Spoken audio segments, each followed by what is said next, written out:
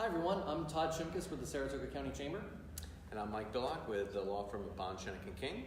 And we are here today doing a little fireside chat, I guess, at the Hampton Inn & Suites in downtown Saratoga Springs.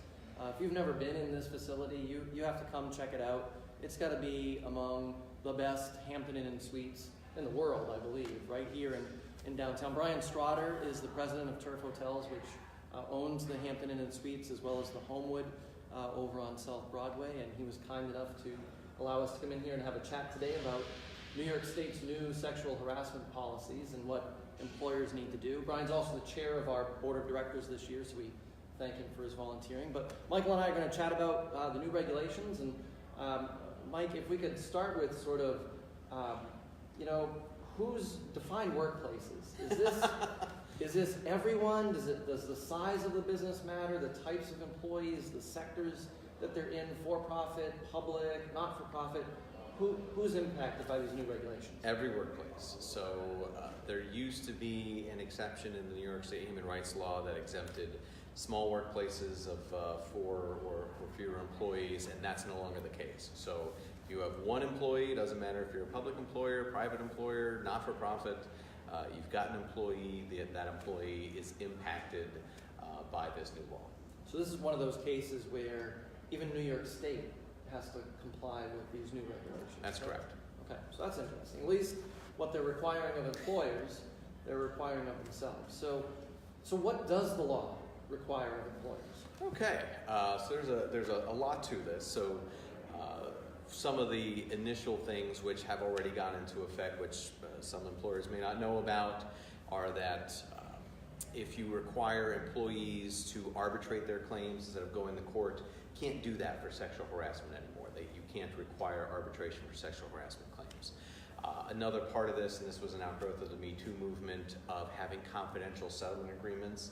Those are still possible if somebody brings a claim about sexual harassment. However, there's a lot of wickets that you have to go through to make sure that it's voluntary on the part of the person that's complaining about sexual harassment. Give them 21 days at a minimum to consider whether they want this to be confidential or not. But the big aspect of this, which we're talking a lot about today, is the fact that every employer in the state has to have a policy with certain things in it regarding sexual harassment, and also has to train all of their employees about sexual harassment. And again, that's employees who may be full-time, part-time, seasonal. I think of the seasonal employees that we have here. You have to train everyone, correct? That's correct. You have to train all of your employees, and that also brings up another big issue with this new law. So previously, an employer would basically only be responsible or liable for sexual harassment that might occur to its own employees. Under the new law, an employer is now responsible for anybody that works at the workplace. So if you have a vendor, you have an independent contractor that works at the workplace, you are responsible to make sure that they are not subject to sexual harassment. You don't necessarily have to train them. However, if you're responsible for them not being harassed, you want to make sure that they are aware if harassment occurs, or if they're discriminated against. Where do they go? Who do they complain to? How do you remedy this?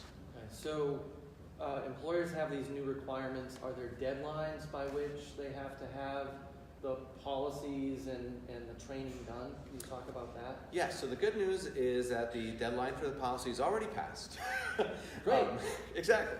So the policy already has to have been in place. It's supposed to have been in place by October 9th. Now, a lot of employers already have some policies in effect about harassment, about all types of harassment, or about sexual harassment.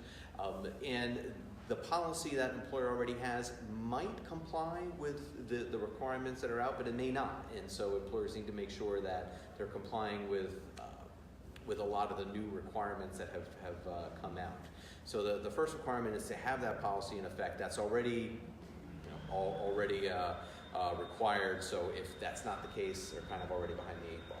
The other requirement is to train all employees, and initially the Division of Human Rights said that everybody needs to be trained by December 31st. And to have every employee in New York trained within a very short amount of time, a lot of employers commented, and the business council as well was very helpful in terms of presenting comments to the Division of Human Rights, and the division said, okay, what we'll do is employers need to make sure that all employees are trained by October 9th of next year, and they also have to receive training annually thereafter, whether that's each calendar year or each year that an employee after an employee starts, as well as all new employees should be trained as soon as possible, with all employees being trained at the very latest by October 9th.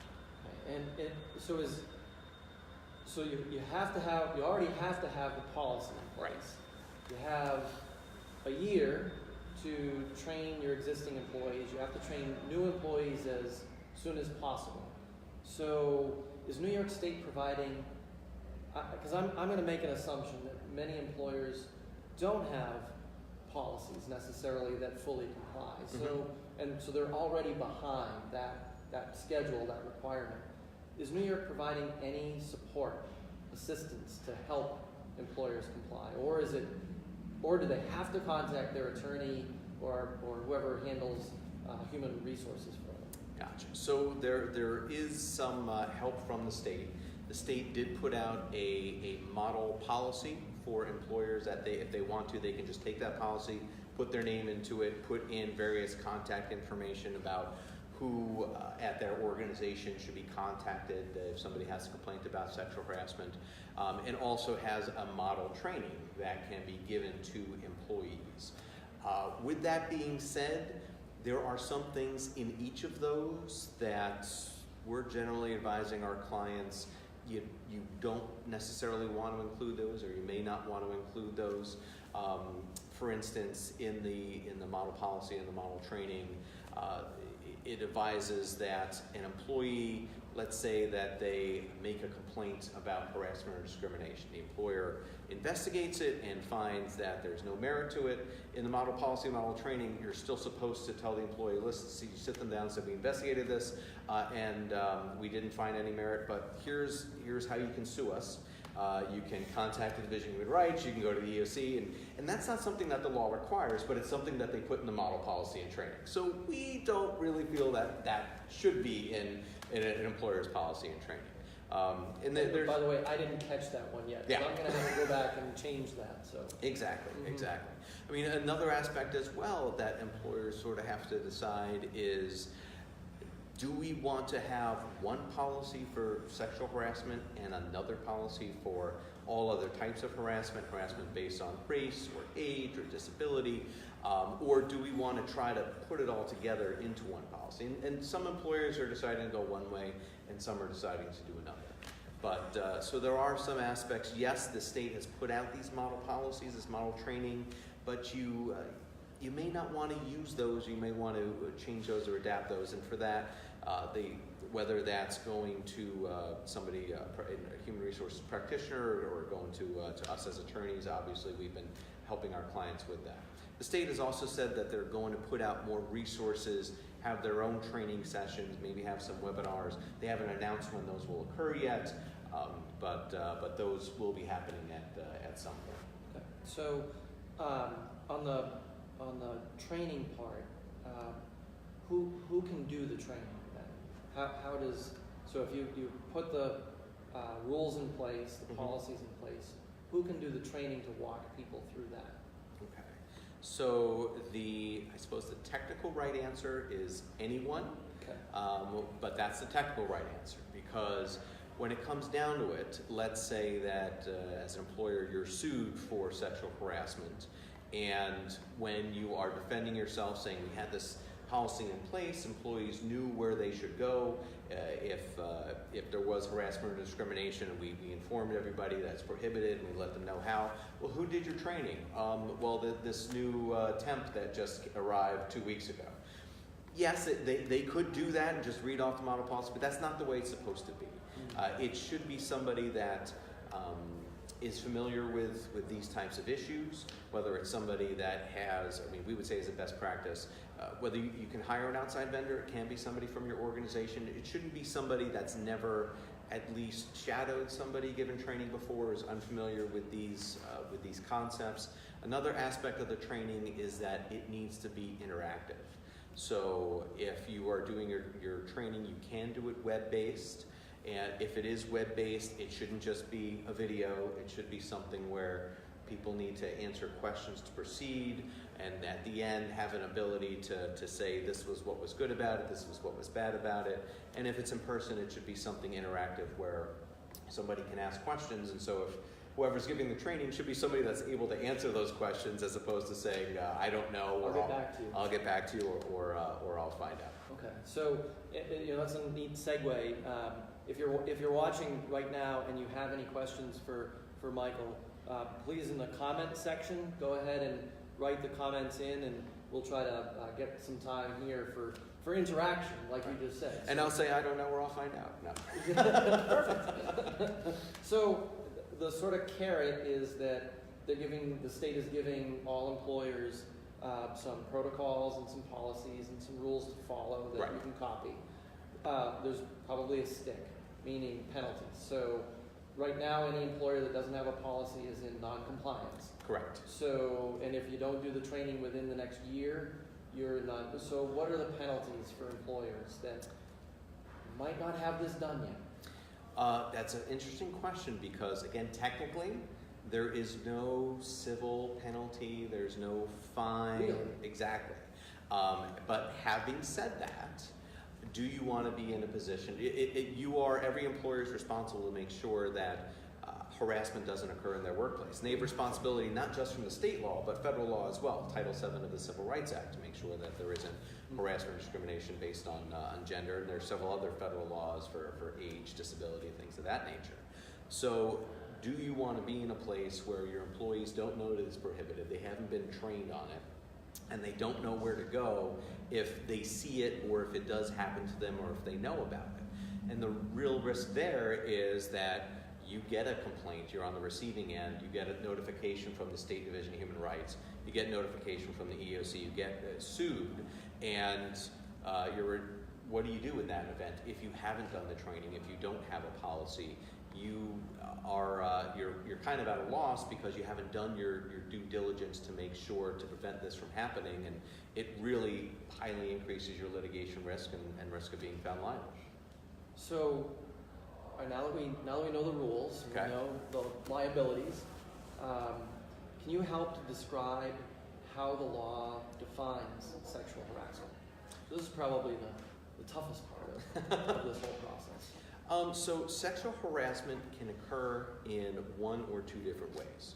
So the way that it's commonly thought of, especially when you're talking about the Harvey Weinstein type of sexual harassment, of course his behavior went even beyond that to abuse and more than that. But it's the quid pro quo sexual harassment, that you have an employer, you have somebody there, a coworker or supervisor, that puts out a request for some type of, it's a date, it's a sexual activity, etc. If the employee complies with the request, they get the good deal.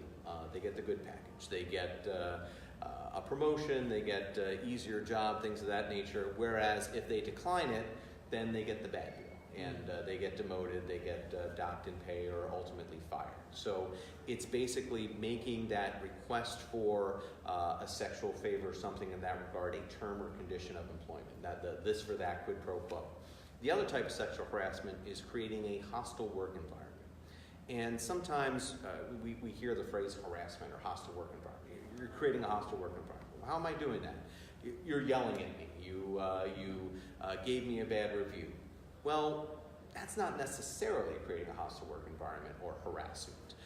We can treat employees differently, and we do treat employees differently. Somebody that's late all the time or not doing their assignments, you're going to treat that employee differently than somebody that goes to work on time and does all their assignments. But you can't treat somebody differently based on their gender, based on their sex. And creating a hostile work environment of harassment is you're engaging in offensive behavior that's severe or pervasive. So pervasive being something you're telling jokes about women every day, or you're telling jokes about men every day, or every other day or every week, but to the point where it is a regular occurrence. Or if it's not a regular occurrence, it's severe enough so that you do it once, you come in one day and you go on a sexist rant for 10 minutes. That's going to be severe enough to create a hostile work environment. So generally speaking, somebody comes in, they tell an offensive joke. Is that sexual harassment? It doesn't meet that legal test of sexual harassment. The law does allow us to say stupid things every once in a while. But is that something that we want at workplaces? No.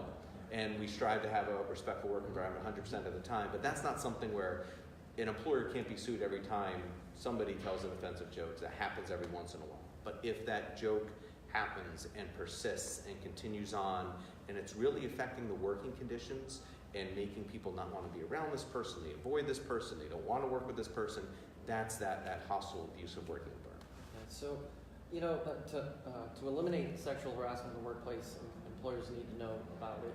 You just help define that. What does the law require of employees in the workplace in terms of reporting that type of activity, or the threat or the harassment that they may feel exists, whether it's, you know, towards themselves or others? Are there things they have to do under the law to help the employer and to help those employees who may feel like they are being harassed? And the answer is yes. So under the new policy and training requirements, employers are required to inform their supervisors, inform their managers that they must, as a condition of employment, if they know about harassment, they know about discrimination, they must report it to Human Resources and get the employer's investigation policy, however that is, to get that procedure going. And that just makes sense.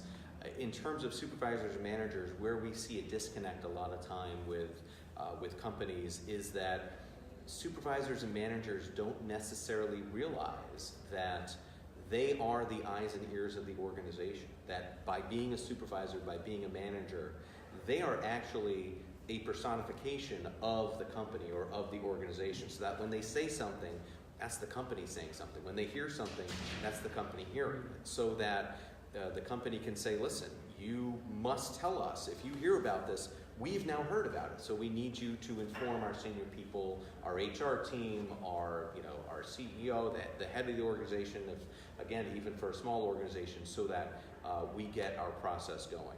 As far as non-supervisory employees, they should be very strongly encouraged. The law requires them to be strongly encouraged to come forward and report harassment and discrimination. They don't have to be required to do it, but an employer can require it of employees. So they can go above what the law requires and says, if you know about harassment and discrimination, you must report it to us. Okay. So we do have some questions from online, so I'm going to try to read them, and all right. If you can provide an answer, that would be great. What about training of volunteers? I guess Chamber's a good example. We have volunteers in the office all the time. We're doing projects that involve staff and volunteers. So for the nonprofits that are out there, what do they have to do with their volunteers? So volunteers, they're performing some service, they're performing some work at the work site. They, as volunteers and not employees, they wouldn't necessarily need to receive the same training that employees receive, but they should be informed about the policy. Your organization, your nonprofit's responsible for these volunteers not being harassed or discriminated against.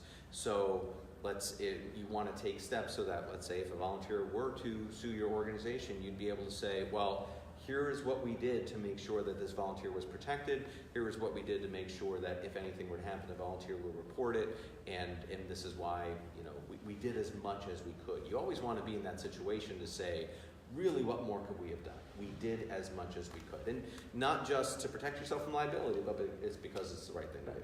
So I know of a nonprofit that I believe is having their volunteers sign the same policy that their employees. Is that That's fine. Yes. That works? Yes. And I know sometimes because volunteers they're unpaid, and in New York State it's a fine line in terms of classifying somebody as a volunteer, because there's a few things where if you do just a little bit, all of a sudden they're employees, which means you have to pay them the minimum wage and so on and so forth. So I know there could be some concern, well, if we're making them sign this, are they now employees? And the answer is no. You can say, as a condition of being here and performing this service, we are requiring you to conform to these standards of conduct. And so you mentioned earlier vendors that are coming in that may be doing work in the workplace.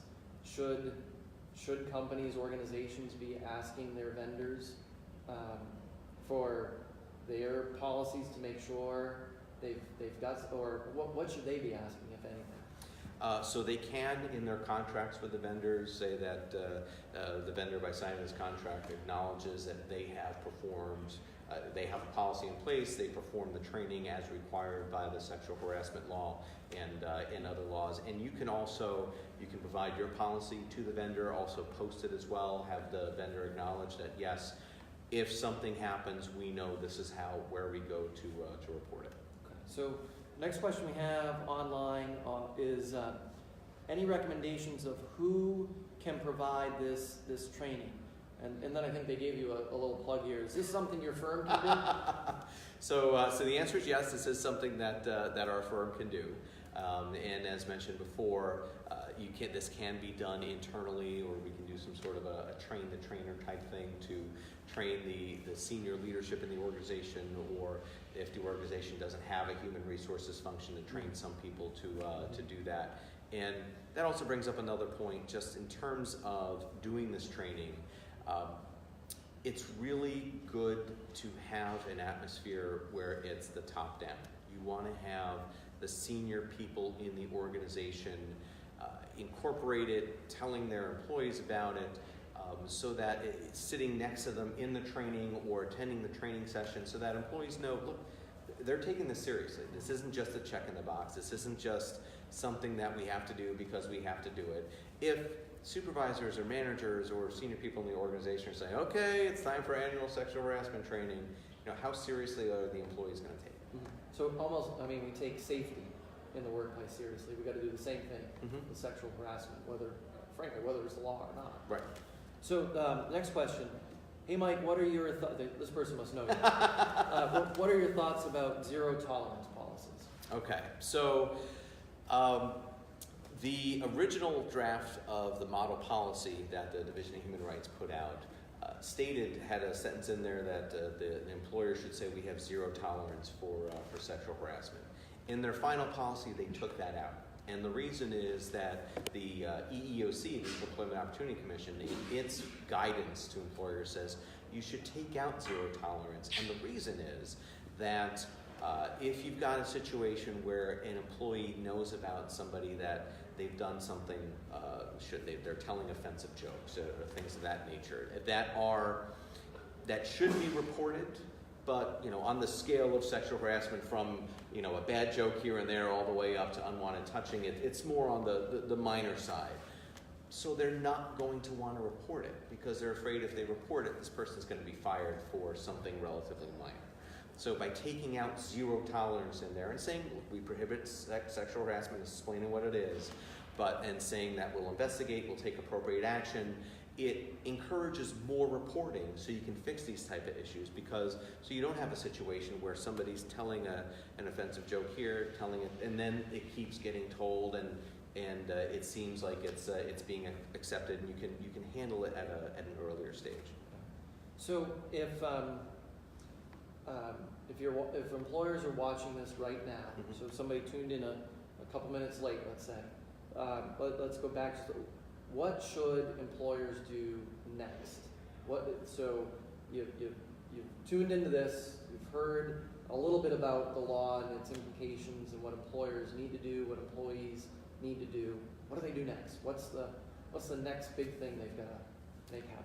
Gotcha. So the first thing is to, if you haven't looked at your policy to make sure you're in compliance with the October 9th deadline, to go ahead and do that and make sure that you're either using some version of the model policy with taking out some of the things that we talked about, I didn't cover everything that's in the model policy because there's a few things where we want to change the language, things of that nature.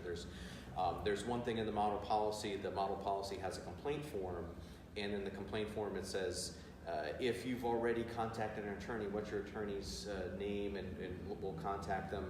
And from a company's point of view, company can deal directly with an employee. They don't have to deal with the employee's attorney. So that invites something that doesn't need to happen. But to get back to your question as to what should employers do now, They need to make sure that their sexual harassment policy is in accordance with the new requirements that needed to be in place by October 9th, number one.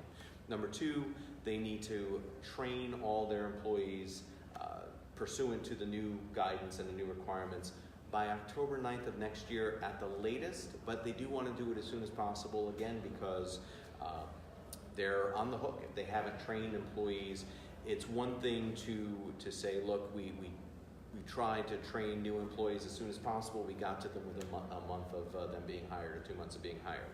Within 10 months of being hired, that's, is that really reasonable to wait that long to train an employee about sexual harassment? It may or may not be, depending on the circumstances, but you want to take those actions to train them as soon as possible in accordance with the requirements. I mean, originally they were proposing to have the training done by the end of this year, if I'm Yes, correct. yes. So, For all employees, and they did say that new employees should be trained within 30 days.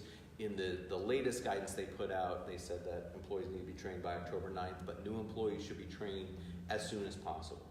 And most employers, when they can, they will do training on sexual harassment at orientation for the employee when they introduce the employee to all their other policies. so we have another question online. How would you advise a client that does annual training and then has seasonal employees come and go? So the examples they gave were ski areas, the racetrack, hotels, amusement parks, Gotcha. etc. So I'm not giving legal advice. I'm just responding to a question. I got to Sure. put that out there, right? Yep.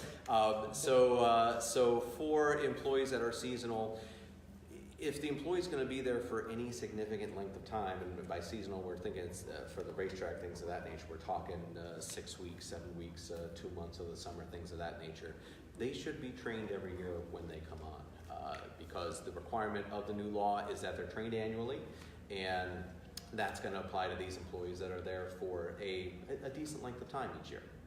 So another question from online: What department is the official monitoring force? That's the word here. So Gosh. who at the state? What state agency is overseeing this? So the division, you have two agencies that are overseeing this. You have the New York State Department of Labor and the New York State Division of Human Rights that were supposed to work in concert to come up with these the model policy and the model training.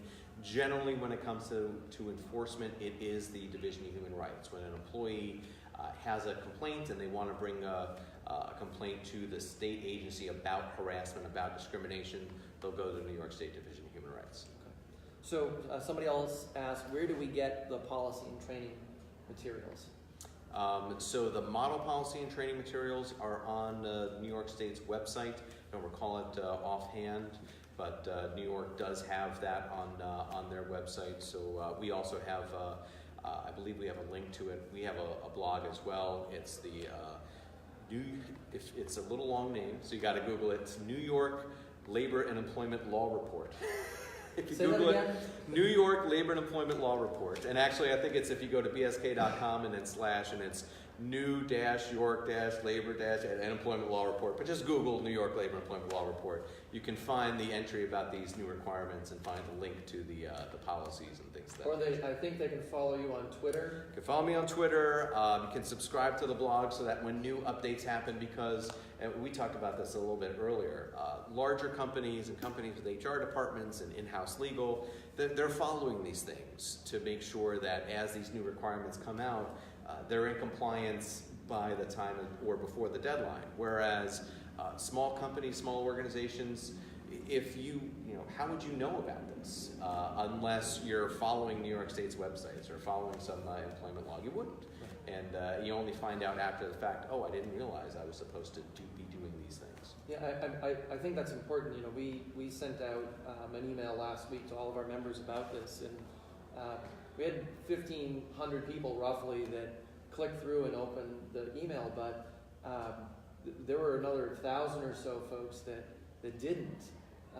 And like you just said, there was no notification. So I honestly, I don't think I saw a lot in the media either that came out there. So I know I'm a little worried that employers don't know that this is happening. And so I guess one of the things I want to say to folks that are tuning in, that if you have friends that own or operate a business, that run or manage a nonprofit organization, and you watch this today, you probably want to tell them to get some information about this. And, in fact, we will tomorrow in the Friday email that I send out to all of our members, we'll include a link to this video.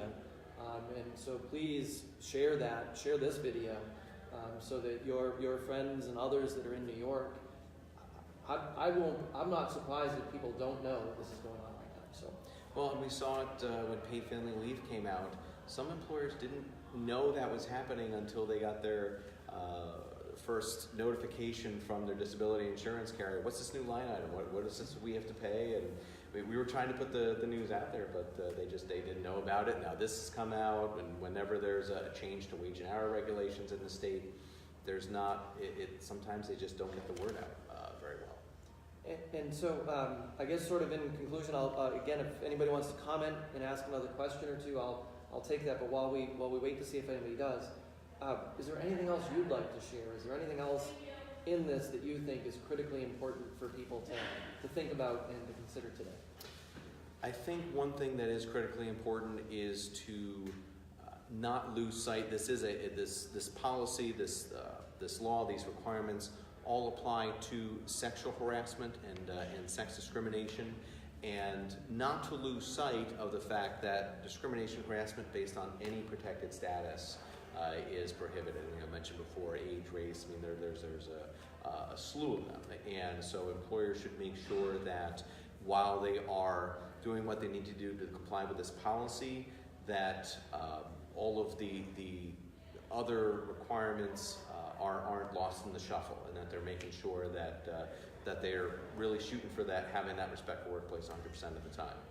And I can see online that Dave Shackett did share the link to the New York State website. So, all right. It should be, if you're watching, it should be down lower in one of the comment sections. So we talked about that a couple minutes ago.